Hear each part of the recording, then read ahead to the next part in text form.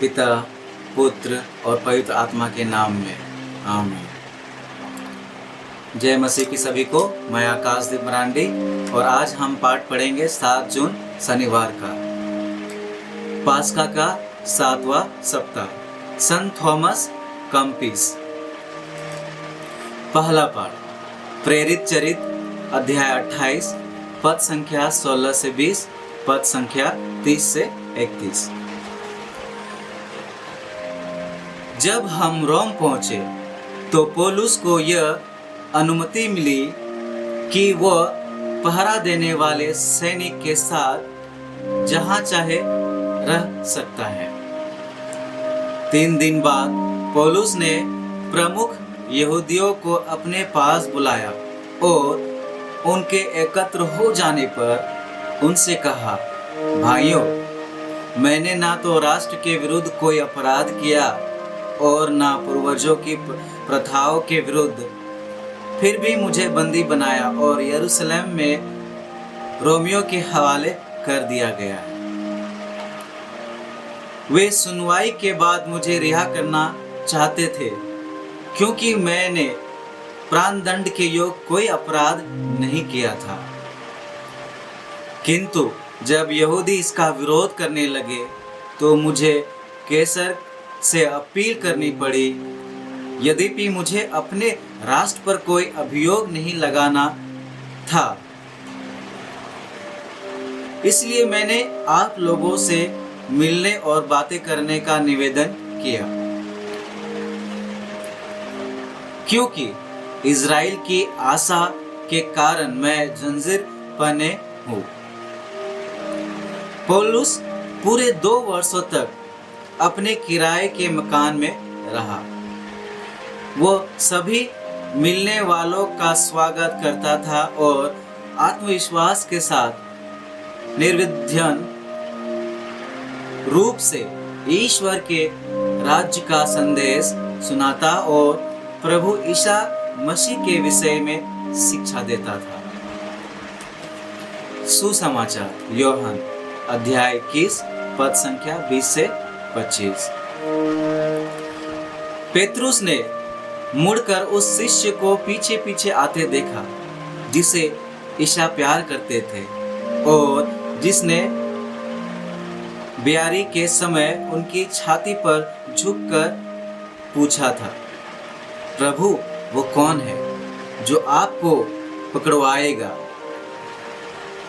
पेतरुस ने उसे देखकर ईसा से पूछा, प्रभु, इनका क्या होगा?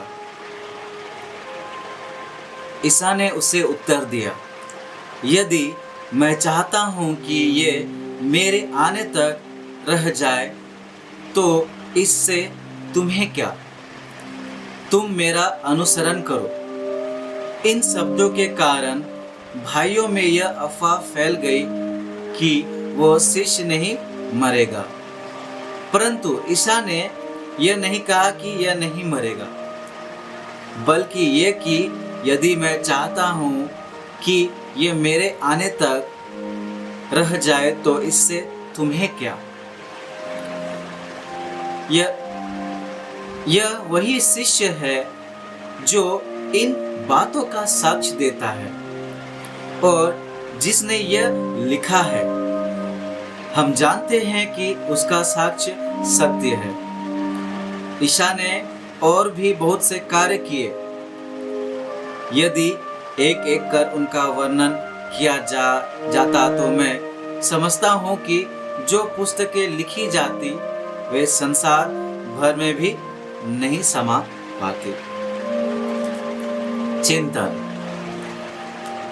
इतिहास गवाह है कि अधिकतर लोग सच्चाई को ढूंढने का प्रयास ही नहीं करते, क्योंकि वे सामूहिक आध्यात्मिकता के बाढ़ में बह जाते हैं। मुक्तिदाता यीशु ईश्वर के पुत्र इजरायलियों के बीच आए, लेकिन उन्होंने इन्हें मुक्तिदाता ही स्वीकार नहीं किया। यीशु क्रिस्त ने एक नई आज्ञा दी, पर लोगों के लिए यह भय का कारण थी। इस तरह यदि हम अपने जीवन पर भी मनन चिंतन करें तो पाएंगे कि हमारा जीवन एक रहस्य है और इस रहस्य को समझने के लिए हमें ईश्वर के सामर्थ्य की अति आवश्यकता है।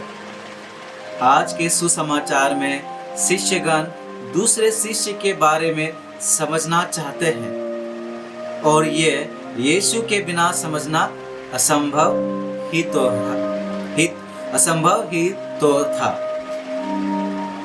इसलिए यदि हम दूसरों को समझना चाहते हैं तो हमें सर्वप्रथम खुद को समझने की आवश्यकता है, जो ईश्वर के सामर्थ्य से ही संभव है। अनुवाक्य: जो सच्चे हैं वे प्रभु का दर्शन करेंगे। जय घोष, हालेलुया। प्रभु कहते हैं, मैं सत्य का आत्मा तुम्हारे पास भेजूंगा, वो तुम्हें पूर्ण सत्य तक ले जाएगा। हालेलुया। पिता, पुत्र और पवित्र आत्मा के नाम में आमीन। ईश्वर को धन्यवाद।